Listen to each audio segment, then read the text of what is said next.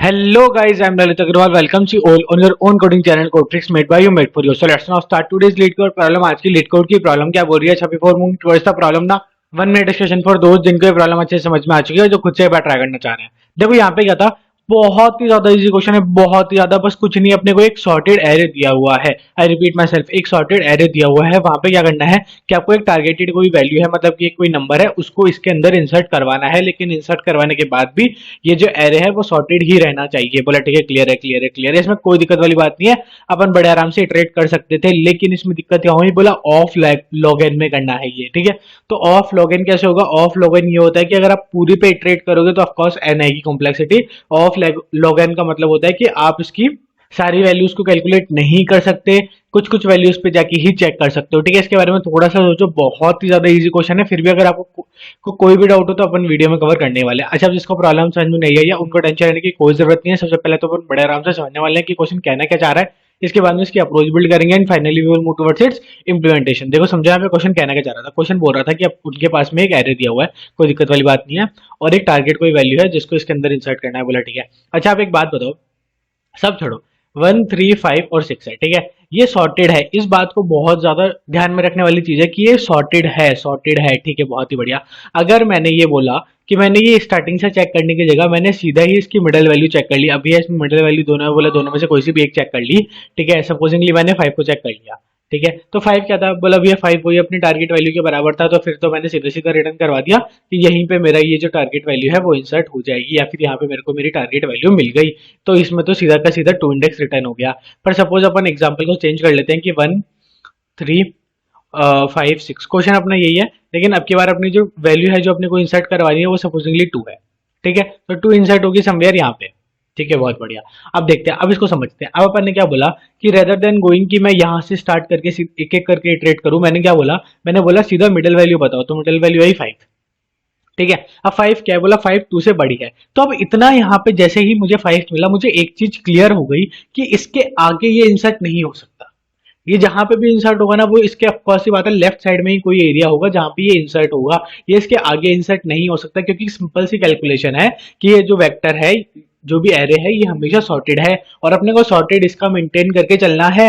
Of course सी बात है, तो अगर ये वैल्यू है वो अगर इससे बड़ी है तो ऑफकोर्स सी बात है वो इससे पहले ही आएगी, आगे नहीं आएगी। तो इसमें क्या किया, मैंने सिर्फ एक वैल्यू को चेक किया, और एक वैल्यू को चेक करते ही अगर इसकी साइज सपोजिंगली 10 होती है एरे की साइज, तो मैंने सीधा उसकी साइज को डिक्रीज करके 5 पे ले आया कि अब सिर्फ अपने को 5 वैल्यूज को ही चेक करना है, हाँ कि ना। बोला हाँ, क्लियर क्लियर क्लियर, इसमें कोई डाउट नहीं होना चाहिए। बोला ठीक है, ठीक है, क्लियर हो गया। हाँ, अब अपने को क्या था, सिर्फ और सिर्फ इतनी वैल्यू के अंदर चेक करना है। बोला बिल्कुल सही बात है। अब इसके अंदर भी अपन क्या करेंगे कि इसके अंदर भी अपन पहले मिडल वाली को चेक करेंगे, लेकिन अब यहाँ पे तो क्या हुआ कि 4 ही वैल्यूज थी। सपोजिंगली बहुत ज्यादा बड़ी वैल्यूज होती, जैसे यहाँ पे 10 वैल्यूज होती, अब कौन सी बच गई अपने पास, अब 5 वैल्यूज बच गई, ठीक है। तो अब 5 वैल्यूज में अपन क्या करते हैं कि थर्ड वैल्यू को चेक कर लेते हैं कि क्या थर्ड वैल्यू के हिसाब से बताओ कि क्या थर्ड वैल्यू इससे बड़ी है या इसके छोटी है या इसके बराबर है।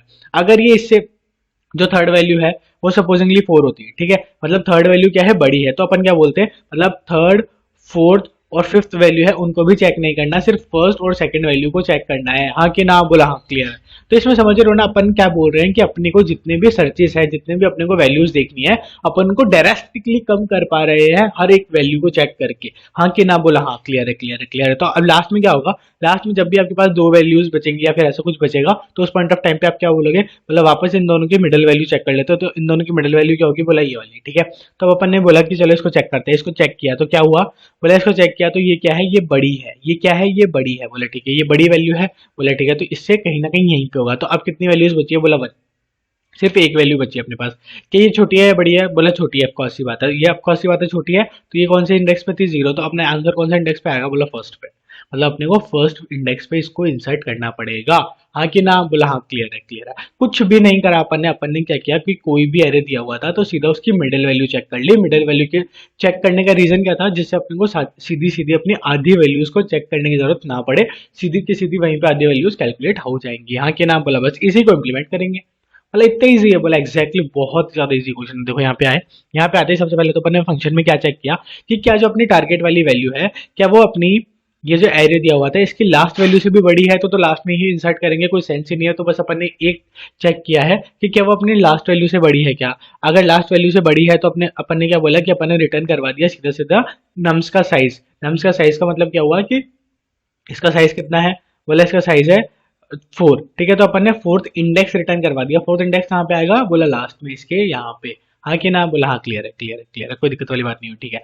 और अगर ऐसा नहीं है तो फिर अपन ने क्या बोला, फिर अपन ने एक फंक्शन को रिटर्न किया है, ठीक है। यहाँ पे ध्यान से समझो, इसमें अपन ने फंक्शन को रिटर्न किया है rather than returning any value, ठीक है। तो ये फंक्शन ऑफ कोर्स की बात है, क्या रिटर्न कर रहा होगा, बोले कुछ ना कुछ इंटीजर रिटर्न कर रहा होगा, ठीक है, बहुत ही बढ़िया। अब यहाँ पे आके अपन ने पास क्या क्या किया है, एक तो ये नम्स वाला वेक्टर जो अपने को मिला था, बहुत ही बढ़िया।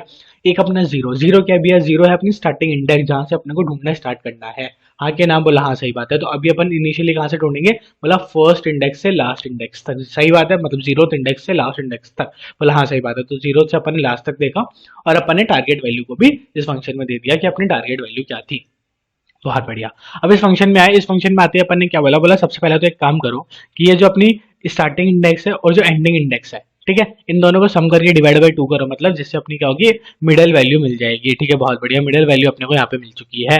अब चेक करो कि ये जो नम्स वाला जो वेक्टर है, इसमें जो मिडल वैल्यू है वो क्या टारगेट के बराबर है। अगर वो टारगेट के बराबर है, इसका मतलब अपने को वही वैल्यू रिटर्न करवानी है जो मिल गई है 5, ठीक है। तो अपने को क्या कराना है, 5 का इंडेक्स रिटर्न करवा देना है, जो कि अपने मिड में अपन बड़े आराम से करा देंगे, कोई दिक्कत वाली बात नहीं है, ठीक है। अच्छा, अब एक बार इस एल्स इफ वाली कंडीशन को छोड़ दो, ये आपको कंफ्यूज कर रही होगी, इसको छोड़ दो, ठीक है। आपने सीधे चेक कर लिया सबसे पहले तो कि क्या मिड अपना टारगेट के बराबर आ चुका है, तब तो बहुत ही बढ़िया। नहीं आया है तो अब एक बात बताओ कि अपने जो मिड की वैल्यू है, ठीक है, क्या अपने जो मिड की वैल्यू है वो ग्रेटर है कि टारगेट से, मतलब ये जो मिड की वैल्यू है, यहाँ पे अपन ने जो एग्जांपल लिया था, ठीक है, जिसमें अपना 5 आया था मिड की वैल्यू, ठीक है, और अपनी को इनसाइड किसको करवाना था, 2 को, ठीक है। तो जो मिड की वैल्यू है वो ग्रेटर है, बोला आपको अच्छी बात है। तो अपन जैसे ही ग्रेटर होगी, अपन क्या बोलेंगे कि इसके आगे वाला जो ये पूरा का पूरा वेक्टर है ना, इसको इग्नोर मार दो, ठीक है, सिर्फ इसी वेक्टर में चेक करेंगे अपन, पीछे वाले वेक्टर में चेक करेंगे, ठीक है। तो अपन ने क्या बोला, बोला एक काम करो, इस बार अपन कहाँ से कहाँ तक चेक करेंगे, बोले नम्स वाला वेक्टर है, लो अपना वो का वही मेंटेन्ड है जो अपना लो था, मतलब जीरो, जीरो से चेक कर रहे हैं अभी तक अपन। और मिड क्या है, मतलब जो हाई वैल्यू क्या है, मतलब लास्ट कहाँ तक चेक करेंगे, अब जीरो से अपन चेक करेंगे सिर्फ और सिर्फ इस वाली वैल्यू तक, हाँ कि ना, बोला हाँ क्लियर है क्लियर है, कोई दिक्कत वाली बात नहीं होनी चाहिए, बोला ठीक है ठीक है ठीक है, इसमें क्लियर है।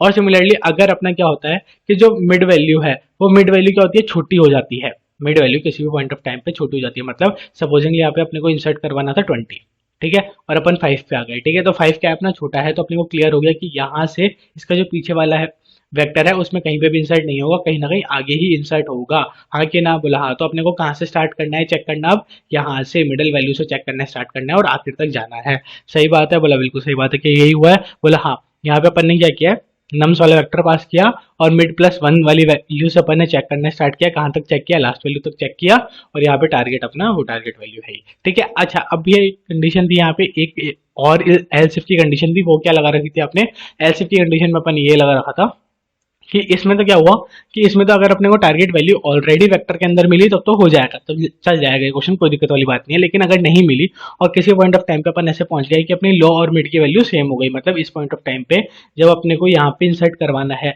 तो उस पॉइंट ऑफ टाइम पे क्या होगी, लो और हाई की वैल्यू सेम हो जाएगी। तो लो और हाई की वैल्यू जैसे ही सेम होगी, अपन क्या बोलेंगे कि वो जो वैल्यू है वो यहाँ पे इंसर्ट होगी, कोई दिक्कत वाली बात नहीं होनी चाहिए, ठीक है। सबमिट करके अपन एक बार देख लेते हैं, और फिर भी कोई भी डाउट हो तो comment box is all yours and we are there for you. अच्छा, इसका जो कोड है वो आपको डिस्क्रिप्शन बॉक्स में मिल जाएगा, सबमिट बड़ा आराम से हो ही रहा है। Thank you, thanks for watching.